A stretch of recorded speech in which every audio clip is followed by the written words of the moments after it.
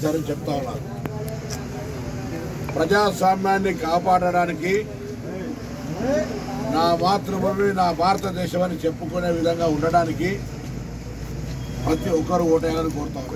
ప్రజాస్వామికంగా మతపరమైన అంశాలకు కులపరమైన అంశాలకు ఇతర ప్రలోభాలకు లొంగకుండా నిజాయితీగా దేశ భవిష్యత్తును దృష్టిలో పెట్టుకుని ఓటేయాలని కోరుతా ఉన్నాం.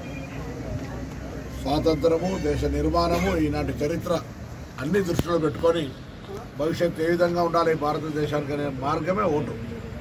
అది సక్రమంగా వినియోగించుకొని తప్పకుండా వినియోగించుకోవాలని సందర్భంగా విజ్ఞప్తి చేస్తా ఉన్నాం. ప్రజాస్వామ్యంలో ఓటును మించిన ఆయుధం లేదు. ప్రజాస్వామ్యాన్ని రక్షించుకోవాలనుకున్నా ప్రజాసత్యం కూని అవుతూ ఓటు వేయకుండా చూస్తూ ఊరుకుంటే మనం కూడా శిక్షార్హులమే. కాబట్టి అందరూ కూడా అటు ఎన్నికల సంఘం చెప్తా ఉన్నది, అందరూ ముఖ్యులు ప్రజాస్వామికవాదులంతా కూడా ఓటు వినియోగించుకోమని చెప్తారు ఈనాడు ఉన్నటువంటి దేశంలో పరిస్థితుల దృష్ట్యా. కాబట్టి అందరూ ఓటు హక్కు వినియోగించుకొని మీ నిర్ణయాన్ని పరిగణించాలని సందర్భంగా కోరుతున్నాం. మంచి ఇబ్బంది లేకుండా మంచిగా జరగాలని ఆకాంక్షిస్తాను. అందరూ ఇళ్ల నుంచి వచ్చి ఓటేయాలని కోరుతున్నాను.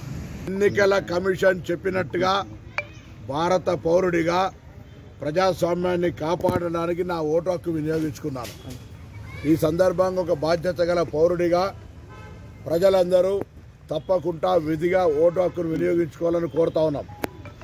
ప్రజాస్వామ్యం రక్షించబడాలంటే మతతత్వానికో ప్రాంతీయతత్వానికో కులతత్వానికో లేకపోతే ఇతరత్ర ప్రలోభాలకు లొంగకుండా స్వేచ్ఛగా పూర్తిగా స్వేచ్ఛగా మీ ఓటు హక్కును వినియోగించుకోమని సందర్భంగా కోరుతా ఉన్నాం.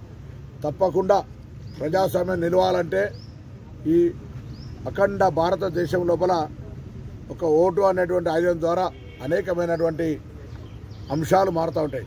కాబట్టి తప్పకుండా ప్రతి పౌరుడు విధిగా ఎన్ని పనులున్నా ఎన్ని బాధ్యతలున్నా ఈ ప్రధానమైనటువంటి ఓటు వేసే బాధ్యతను మరవద్దు. ఇది మన హక్కు, ఇది మన గొంతు, మన స్వరం అని ఎన్నికల కమిషన్ చెప్తున్నట్టుగా అందరూ దయచేసి ఓటు హక్కుగా వినియోగించుకోవాలని సందర్భంగా నేను కోరుతా ఉన్నాను.